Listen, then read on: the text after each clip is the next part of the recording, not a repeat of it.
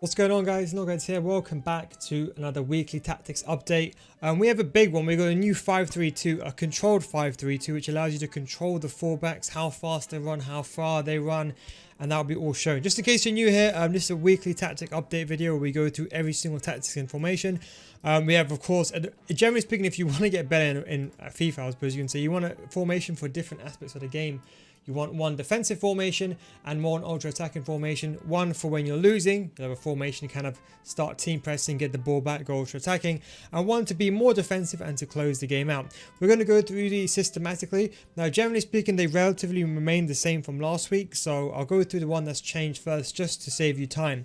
Now, we're going to go for the 5-3-2 first. Now, there's going to be an actual tactics video on this during the week that will explain to you how it works, and I'll visually show you some examples. Unfortunately, my wrist is still recovering right now, so I can't really edit my usual kind of videos because they take a long time to make and it's a lot of effort as well, too much strain. So that will come out very soon during this week. Balanced narrow width of 3. The reason why is because obviously a 5 defender backline is generally going to be quite wide, and of course you don't want a 3 centre mids and you don't want the backline to be too wide, otherwise you're going to have gaps in between these kind of recognized areas. You don't want that because someone else can easily use a 2 striker formation, double up on you there. So the key thing is with being tight, almost like overload the ball side, but not really. We don't want to use pressure no touch. A lot of people keep doing this in the 5-3-2. Please do not do that. If you want to go to like a more offensive formation, always change if you want to press. But you don't want to use this with a 5 defender formation because it will cost you more than it'll help you. Don't forget players moving out of position over there. The depth, we have left this on 6. So high enough where we can be further forward. Don't forget this is an attacking formation, but also good enough where that when we're attacking, we have also players coming forward, and also when we're defending, we're a bit more higher up. It's not basically sitting back, which is basically no on the wing. So that way, if you want to manually press with your left back and right back, you can, of course, apply pressure when you need to. We go over to defensive style. You can choose either fast build-up play or long ball. For most of you guys watching, I would recommend fast build-up play, just because then the fullbacks, they just fly forward, aka the flying fullbacks, as I mentioned earlier. But if you're very progressive, you like to play a bit more slow, methodical, I would recommend just going on long ball in my opinion. Don't use balanced style. I would recommend either using long ball or fast build-up play. The width, we've brought this down from last videos to 5. The reason why is because we're going to separate the left back and the right back using hug the sidelines, and there's no other wingers in the game. So that's why we reduced the width to 5. That way you keep a maintained and stable shape and players are not too far away. The left back and right back will be bit more wider, I would say, compared to the rest of your players, but they're going to be on their own. The rest of your team will be very, very central, because don't forget, left back and right backs, they act differently when they have overlap on. That's probably not the best diagram that I drew there, but corners and free kicks are on 1. And then we go over to instructions. We have both strikers on stay central and both of them on stay forward. If you want to, you can put one of the strikers on get it behind if you are using long ball, and if you are using fast build-up play, that's completely up to you. For the left centre mid and the right centre mid, now generally speaking, I would say you can leave both of them on balanced. I leave them both on cover centre. If you want, you can put get into the box for a cross. It's the same thing with the tactics over there, the players in the box. It doesn't matter which way you do it. You can do it in instructions as well. I would recommend, if you're not that good at defending, leave one of these guys on stay back while attacking, and leave your most attacking centre mid on balanced. And if you're good at attacking, good at defending, should I say, then I'd say leave both of them on balanced. If you are very, very good and you're very comfortable, then you can put one of the centre mids on stay forward and the other one on balance. But it depends on your level. I'd recommend leaving both the left centre mid and the right centre mid on balance. Both can get inside the box and both cover centre. That way you do have a balance, an equal balance between them. That way you then go back and forth, do the defensive and defensive duties. The central centre mid, stay back, cover centre, and if you want to, you can put stay on the edge of the box if you want to as well. This would be your most defensive player. When everyone's going forward, don't forget you're only going to have 3 players at the back left, so you need to have one guy on stay back while attacking, and therefore you can at least cut the passing lanes or at least be there as a visual deterrent. That way you won't get doubled up against a 4 striker formation if they've got all 4 players on stay forward. Back 3, don't forget Fred doesn't play there, but I'll get over that in a second. But back 3 centre backs will stay back while attacking. The left back and the right back are both on stay back while attacking, conservative and overlap. The question is, well, how do they go forward? Well, this is where you have complete control yourself. Now the way they go forward, don't forget, is by activating the D-pad tactic called attacking fullbacks. So make sure you activate that D-pad tactic.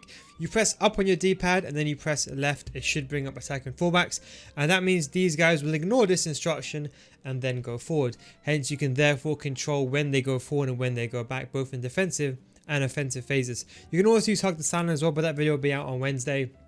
That will explain it more in detail. So that is my attacking formation. My 4-3-1-2 is exactly the same. Press every touch. 4, 6, long ball, 4 and 6 again. 1-1. This is my attacking formation. So if I'm losing in the game, let's say 1-0 down, 2-0 down, I'll go to this one. And don't forget the way this is set up. We have 2 strikers on stay central, stay forward. Cam on come back on offense, stand edge of the box. Left centre mid on get forward, cover wing. And then the left centre mid and right centre mid, should I say, centre mid are both on stay back, cover centre.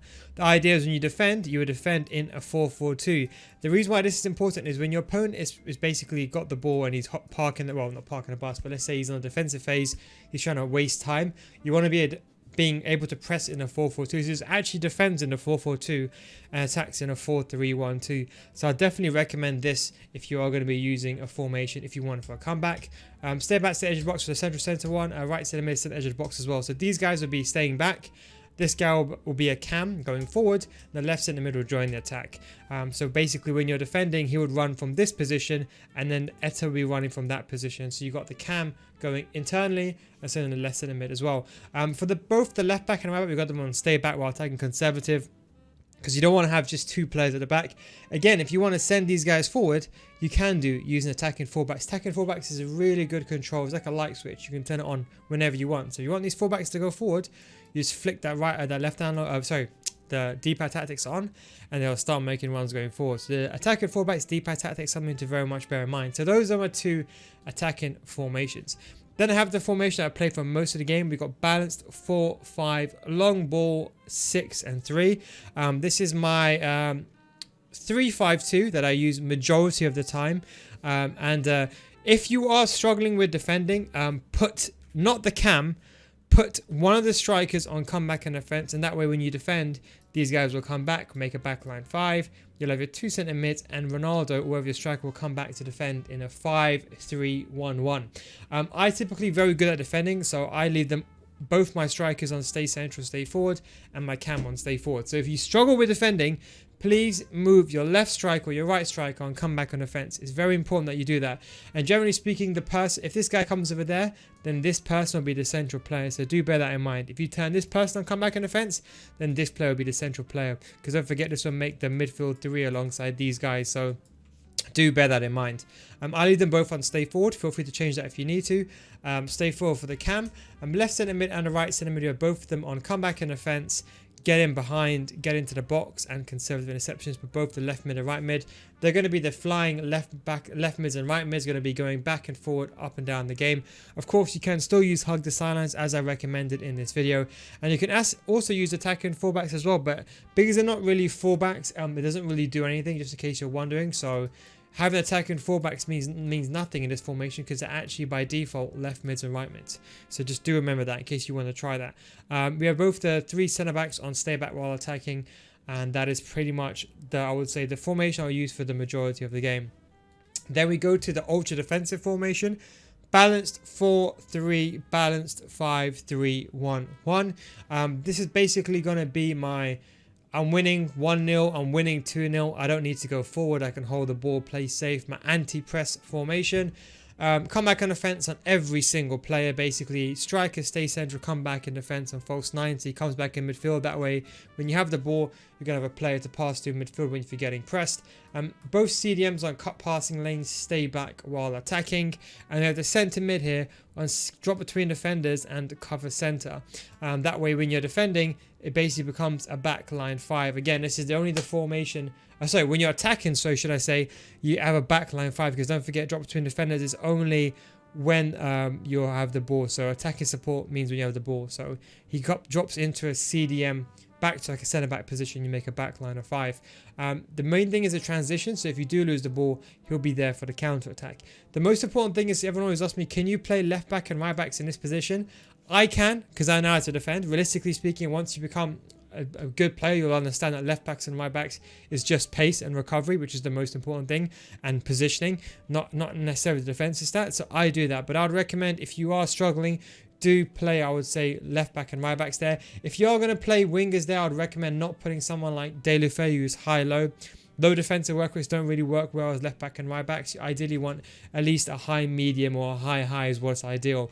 That is the defensive formation. If you want to change this to a 4-2-3-1, all you have to do is go to 4-2-3-1. The exact same thing. Everyone on comeback and offense, everyone on comeback and offense, exact same thing. Use the exact same tactics and you should be good to go. Like put everything on comeback and offense like so.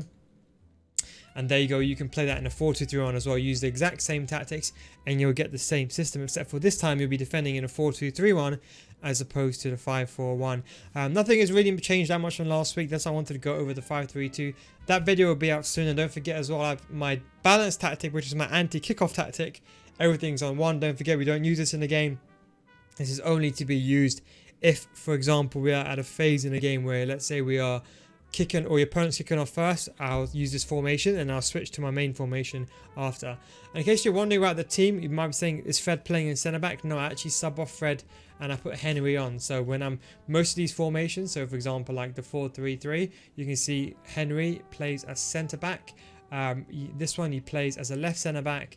This one he plays as a left centre back again, and in a 4-3-1-2 he plays as you can see as a right centre mid when you're attacking, and when you're defending he basically plays in that kind of that CDM type role. So do bear that in mind. Anyway guys, thanks for watching. Hope you enjoyed this video and I'll catch you next time. Peace out. I just want to say, if you do want to get better at FIFA, come join my FIFA School paid advanced in-depth series. The FIFA School has in-depth videos that are based on a progressive learning system designed to take your game to the next level in the most efficient manner. These videos are made for the mature audience and I have all ranges of gameplay, all the way from basic or whether you advance. So for example, whether you're an elite player and you join, you learn, for example, the most important skill moves. Also the videos are very structured. So for example, you learn how to do a skill move. I'll explain to you how it works. I'll give you some examples, some scenarios where you can practice it and where you can train it, and how it also works in games. So some walkthrough examples, everything from defending, from attacking, build up to the final third, every element that's important. You won't find these videos on my YouTube channel as they're specifically made for the Patreon only. And do not forget, it's a money back guarantee. So if you do not get better after 1 month, I'll refund your money. So come join hundreds of other people taking a FIFA education to the next level. Link is down below in the description, patreon.com/NoGuides. And don't forget, we got all of last year's videos and this year's videos and more videos being uploaded constantly. So there's always content out there. Hours and hours and hours of content for you to see. Patreon.com/NoGuides.